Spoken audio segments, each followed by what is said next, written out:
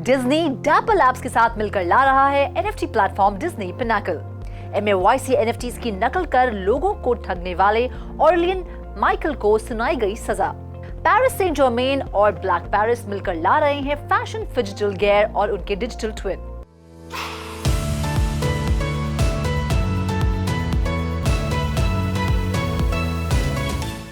Hello and a very warm welcome to all of you.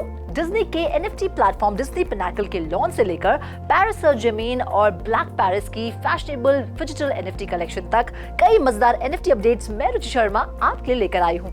तो हो जाइए NFT verse के इस खास एपिसोड के लिए तैयार। इसमें आपके फेवरेट NFT प्रोजेक्ट्स की डिटेल्स तो होगी ही, साथ ही हम एक स्पेशल गेस्ट से भी मुलाकात करेंगे। लेकिन सबसे पहले जानते हैं कैसा रहा पिछले हफ्ते मार्केट का हाल।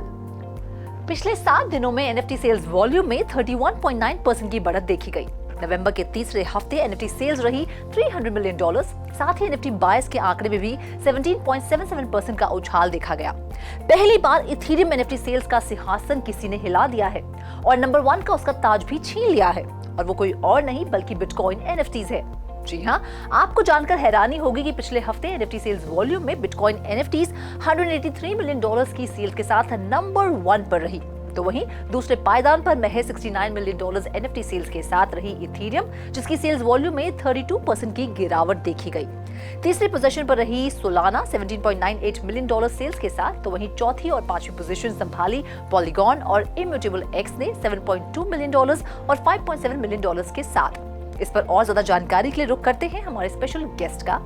Welcome to 3.0 TV। पहली बार बिटकॉइन NFTs ने इथेरियम NFTs को मात देते हुए टॉप NFT सेल्स वॉल्यूम की लिस्ट में टॉप पोजीशन हासिल की है। क्या बिटकॉइन NFTs ये पोजीशन कायम रख पाएगी? NFT मार्केट की करंट सिचुएशन कैसी है? I've been in this space since 2016, and since that period I've seen many of these crypto cycles come and go.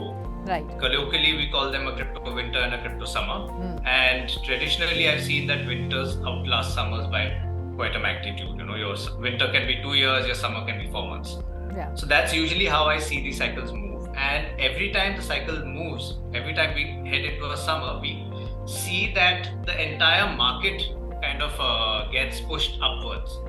Right? And that is usually because of speculation. It is also because people are taking profits from the coins or the crypto that digital assets that they've been holding for such a long time.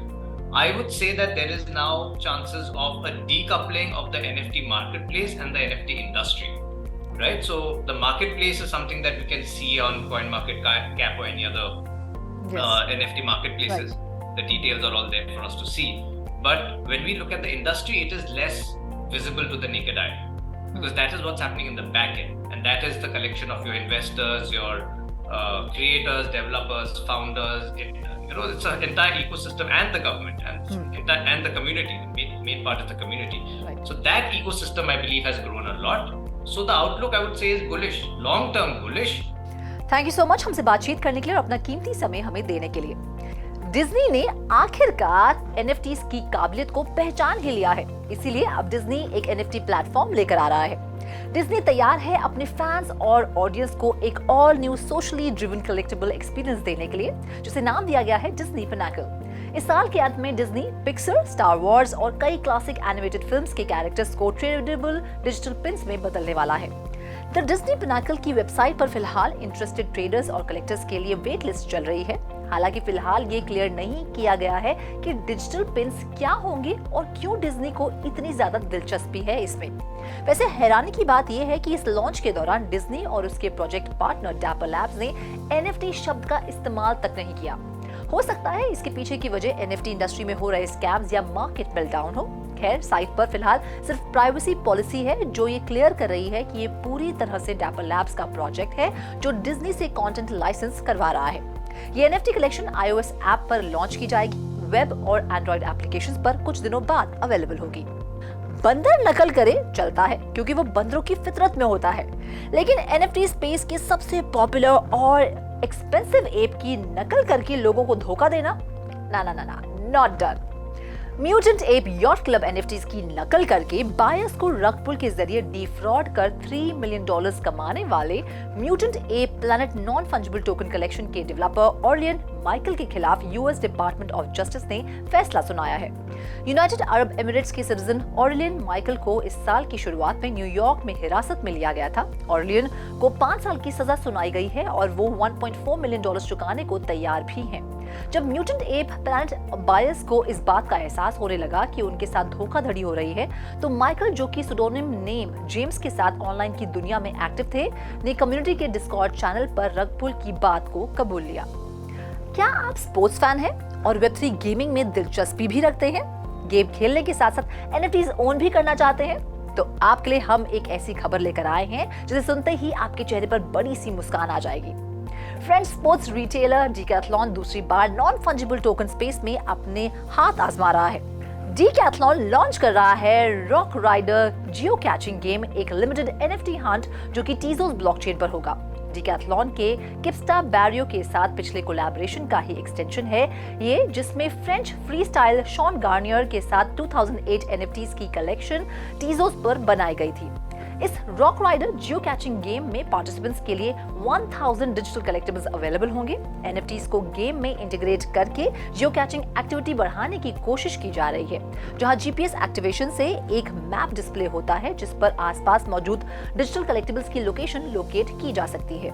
जो participant एक भी collectible uncover कर लेगा उसे rock rider community का access मिल जाएगा, जिसके जरिए कई तरह के एक्सक्लूसिव बेनिफिट्स पाए जा सकेंगे, जैसे कि अपकमिंग कलेक्शंस के लिए अर्ली एक्सेस, फ्यूचर ऑफरिंग्स को शेप करने वाले प्रोडक्ट टेस्ट मिशंस में पार्टिसिपेशन और रॉक राइडर टीम के साथ कोलैबोरेशन अपॉर्चुनिटीज।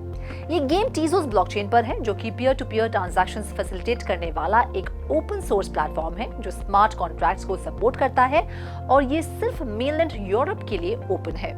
स्पोर्ट्स फैंस की तो लगता है इन दिनों चांदी है।